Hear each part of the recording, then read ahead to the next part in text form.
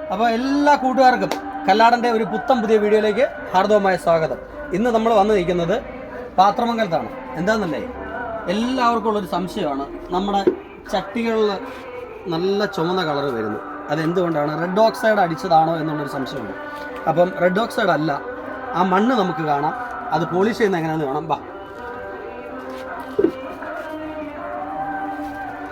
ഇതാണ് നമ്മുടെ മണ്ണ് ഉണ്ടല്ലേ. ഈ മണ്ണ് നമ്മൾ മെഷീനകത്തിട്ട് അരച്ചിട്ട് ഇതിനെ ഇത് കണ്ടോ ഇങ്ങനെ കരയ്ക്കുമെന്ന് പറയും. അരച്ചിട്ട് ഇതിനെ നൈസാക്കും, ഇതുപോലെ പൊടിയാക്കിയിട്ട്.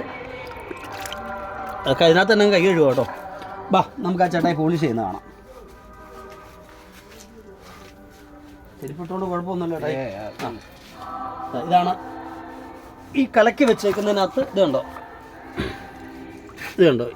ഇത് റെഡ് ഓക്സൈഡ് അല്ല കേട്ടോ. റെഡ് ഓക്സൈഡ് അല്ലെന്ന് കാണിക്കാനായിട്ട് ഒന്നുമില്ല, ഞാനിപ്പോൾ കൈ കഴുകി കാണിക്കാം. ഇതുപോലെ പോളിഷ് ചെയ്ത് കഴിയുമ്പോഴാണ് ഈ ചട്ടി നല്ല രീതിയിൽ ഫിനിഷ് ആവുന്നത്. ഇതൊക്കെ ചട്ടി പോളിഷ് ചെയ്ത് വെച്ചേക്കുന്ന സാധനമാണ്. ഇത് ചൂളയിൽ കയറി കഴിയുമ്പോഴത്തേക്ക് നല്ലതുപോലെ നമുക്ക് ചുമന്ന് കിട്ടും. അതല്ലാതെ ഒരിക്കലും ഇത് റെഡ് ഓക്സൈഡ് അല്ല. ഞാൻ ആ കലക്കിയ വെള്ളത്തിൽ തന്നെ കൈ ഒന്നുകൂടെ കഴുകി കാണിക്കാം. ആരും അതിനകത്ത് സംശയിക്കണ്ട. ഇത് റെഡ് ഓക്സൈഡ് ആണെങ്കിൽ ഇതുപോലെ നമ്മുടെ കയ്യിൽ നിന്ന് അത് മാറില്ല. തോർത്തൊന്ന് തരുമോ, തുടച്ചോട്ടൊന്ന് കാണിക്കാനായിട്ടാണ്. ഇത് കണ്ടോ, അപ്പം റെഡ് ഓക്സൈഡ് അല്ല, ആരും തെറ്റിദ്ധരിക്കരുത്.